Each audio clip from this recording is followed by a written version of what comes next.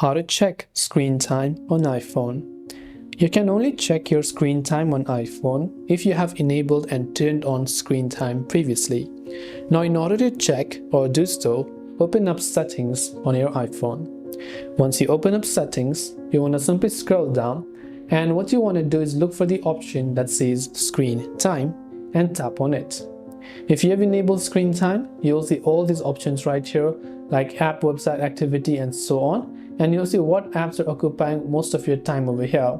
Now you can go to all these options and go to screen distance, app and website activity. You'll be able to go ahead and enable that, and you'll see which apps you're using more frequently. Over here you can see app limits, screen distance, downtime always allowed. You can also go to communication and safety. You could enable a couple of those options just depending on what you want to do, but either way, this is how you can go ahead and then basically view your screen time and your daily average if you have enabled this before.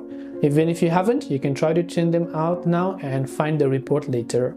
If you have any questions, feel free to leave them down below. Thanks for watching till the very end of this tutorial, and see you soon as always in our next video.